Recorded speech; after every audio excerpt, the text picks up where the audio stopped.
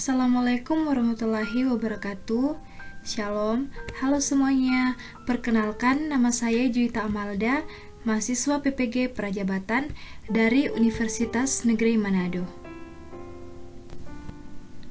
Pada kesempatan ini, saya akan membahas kesimpulan dan refleksi dari koneksi antar materi pada topik 1. Siapakah Bapak Pendidikan Indonesia? Ya, dia adalah Bapak Ki Hajar Dewantara. Beliau adalah seorang penggagas asas pendidikan dengan Pancadharma yang terdiri atas asas kodrat alam, asas kemerdekaan, asas kebudayaan, asas kebangsaan dan kemanusiaan. Beliau juga mendirikan perguruan taman untuk siswa dengan tujuan sebagai bagian bentuk dari semangat dalam organisasi sehingga mampu menunjang keterampilan dan berbagai soft skill yang ada pada diri siswa. Kemudian, beliau juga adalah pencipta 3 semboyan. Yang pertama adalah prinsip semboyan Ingarsa Sung Telada.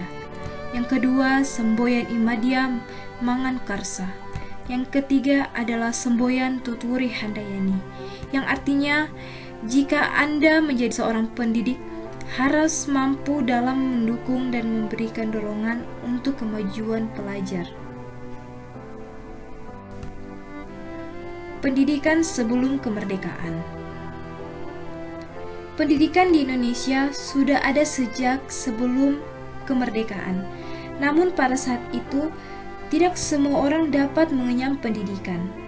Pendidikan pada saat itu didasarkan pada golongan penduduk menurut kelas sosial, keturunan, serta golongan kebangsaan yang berlaku. Pembelajaran saat itu hanya sebagai batas menulis, membaca, dan menghitung, dan hanya mendidik calon pegawai dan mendukung usaha pemerintah Hindia Belanda.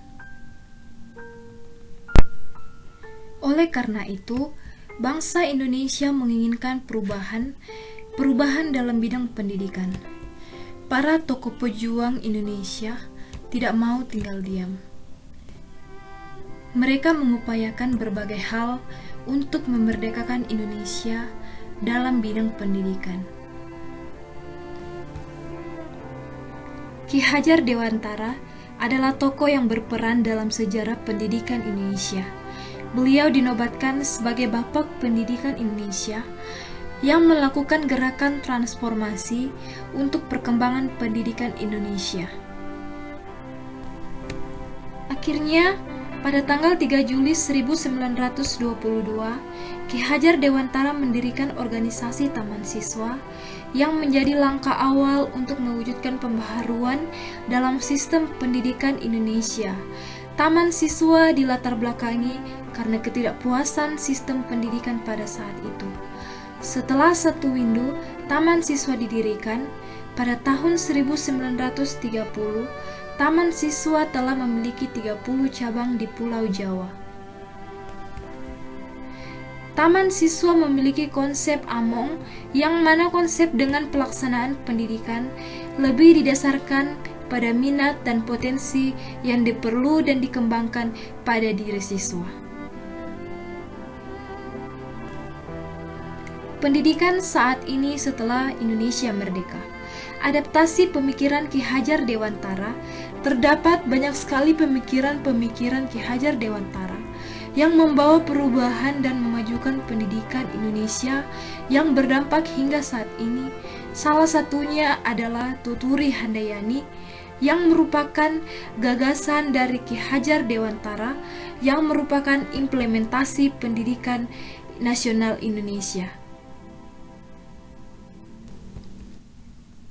Konsep Merdeka Belajar menurut Ki Hajar Dewantara adalah mendidik dan mengajar adalah proses memanusiakan manusia, sehingga harus memerdekakan manusia dalam segala aspek kehidupan, baik secara fisik, mental, jasmani, dan rohani.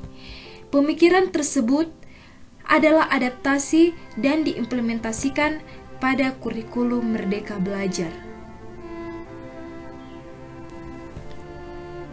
Setelah mempelajari materi ini, Saya menjadi paham dan mengerti perjuangan yang tidak mudah yang dilakukan oleh Bapak Pendidikan Indonesia agar anak-anak di Indonesia dapat mengenyam pendidikan. Perjuangan beliau untuk pendidikan Indonesia dari sebelum merdeka dan sesudah merdeka patut dikenang sepanjang masa. Pemikiran-pemikiran beliau yang diimplementasikan di pendidikan Indonesia menanamkan mindset bahwa sejatinya guru sebagai pendidik hanya dapat menuntun hidup dan tumbuhnya kekuatan-kekuatan peserta didik sesuai dengan kodratnya dan tidak dapat memaksakan kehendak. Saya adalah seorang yang telah berkomitmen menjadi guru hingga hayat saya.